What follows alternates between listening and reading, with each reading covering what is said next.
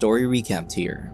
Today, I'm going to explain a drama, fantasy, and horror show called The Twilight Zone Among the Untrodden. Spoilers ahead, watch out and take care. Madison touches her eyelashes to check if they're tangled. Staring at the mirror, there's no denying how much she adores her face. She dabs powder on her chin and flips her hair a little, exactly the way she likes it. To complete her look, she wears a couple of rings, one placed higher than the other. She does this every morning before she attends her class. A new student with disheveled hair walks along the corridor, her eyes wandering, desperate to find her room. Madison is carving her name on the desk when the girl enters the classroom. Ms. Watson, the class teacher, introduces Irene, a late enrollee. She's going to join the class for the rest of the semester. Irene likes Indian food, memes, and monsters. The things she mentions and the way she introduces herself make the girls chuckle. She will start her science fair project tomorrow, Ms. Watson says. Irene is into psychic stuff and she wants to do a project about psychic abilities to know if psychic powers really exist. The girl at the back nudges her chair as she takes a seat, causing Irene to accidentally drop her books. When Irene bends to get her books, a piece of paper is thrown at her desk. She unfolds the paper and reads an insulting question from her classmates. Irene looks over her shoulder as the girls laugh. Madison gestures at her to circle her answer. She then throws a pencil that hits Irene on the back of her head. Nobody notices, but the pencil on the floor slowly turns into ash. Wanting to fit in, Irene requests to change her project because she realizes psychic stuff does not look cool. But Ms. Watson says the science fair guides are already printed, so she encourages Irene to proceed with the psychic test thing. Later on, Irene holds a set of Zener cards, which are used for conducting experiments on extrasensory perception, in front of her class. She will pull out a card and stare at it, and the class will have to write down the symbol of each card by trying to read her mind. In the schoolyard, Irene checks the papers and particularly takes note of Madison's score of 0/24. This is highly unusual, so she visits Madison in her dormitory. The girls are all holed up in the room when Irene knocks on the door. There's nothing more irritating for Madison than to be confronted in front of her friends. She asks what's wrong with the 0 scores. Irene explains getting 5 would be normal, but it's obvious Madison chose not to answer correctly. She finds it hard to believe that Madison does not possess any powers. It's a suppression of her psychic abilities, Irene insists, but if Madison has them, she can do anything. Finally, it sinks in. Madison has taken an interest, so she agrees to take another test to know just how far she can go. But the girl's teasing makes her uncomfortable, so she dismisses the invitation and shuts the door. Deep inside, Irene believes Madison will come around, and leaving the cards by her door will surely entice her to take the test. Indeed, after the girls have left, Madison tries the cards to see for herself. 5 symbols, cards shuffled, and she gets everything correctly. She's not only freaked out, but she's eager to take it to another level. Irene finds a letter outside her room asking her to skip her class. It's a sketch of a map leading to a basement where Madison waits for her. Upon entering, Madison lashes out at Irene for trying to pull a prank on her. She wants to know why she can guess all the cards right. Irene tells her she's special, whether she believes it or not, that she has some kind of psychic powers. She suggests they figure out what powers Madison has and how to use them. Madison agrees, but warns that if this is a prank, she will ruin Irene.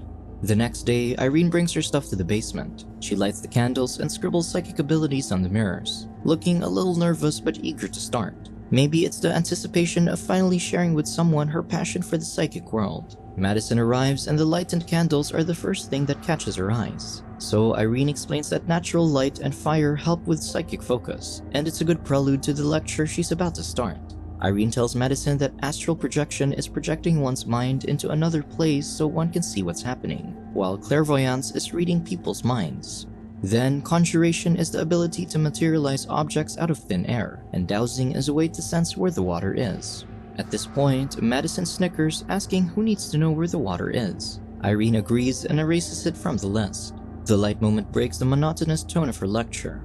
Irene adds the other psychic abilities that they can explore are flying, moving things, knowing stuff, seeing the future, planting thoughts into people's heads, and controlling fire with one's mind. This much passion makes Madison wonder if Irene does not ever want to be normal or look cool at all. Irene pretends she prefers something else for her project, like smoking hash or getting high, hoping this will make Madison accept her. She proceeds to test what kind of powers Madison possesses so they can figure out how to use them. Irene asks what card she's holding and Madison guesses it right. Madison wonders why she doesn't know she's using her powers or how long she's been using them.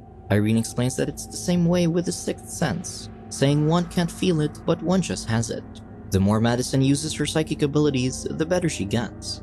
To test Madison if she can read minds, Irene burns one of the Zener cards. Madison stares deep into her eyes and guesses it right again, asking Irene to do another.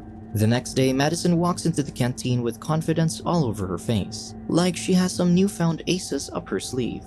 Madison and her posse approach Debbie, a student at a table, and insist they're taking her seat. She looks at the paper bag and asks the student to leave with her fries and tuna fish sandwich. Reading Debbie's mind, Madison threatens to tell other people how she saw her stepdad doing obscene things and worse, how Debbie watched him finish. The girl freaks out and leaves in a hurry.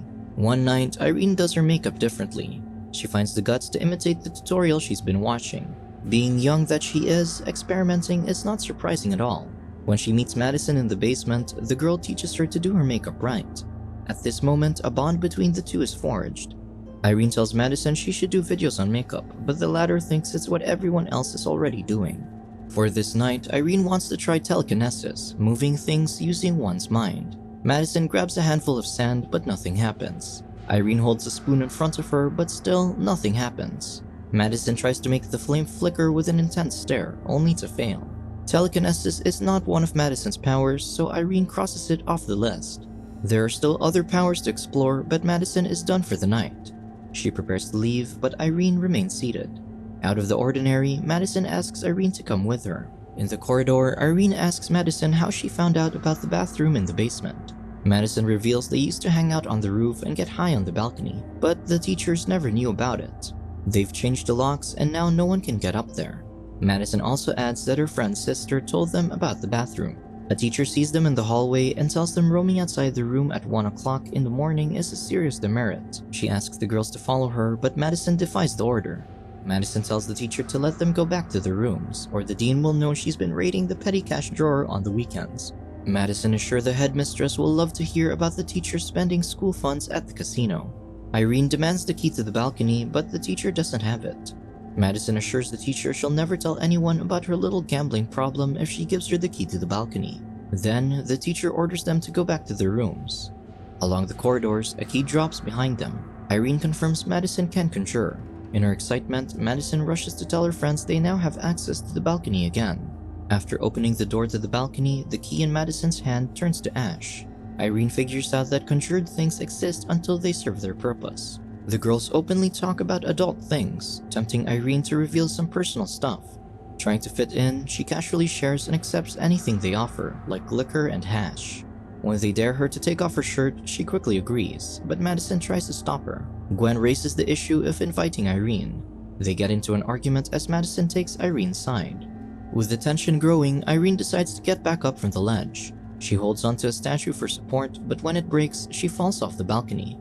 Rushing to her side, Madison thinks Irene's gone, but Irene opens her eyes and gets up as if nothing happened. She believes Madison is the one who saved her.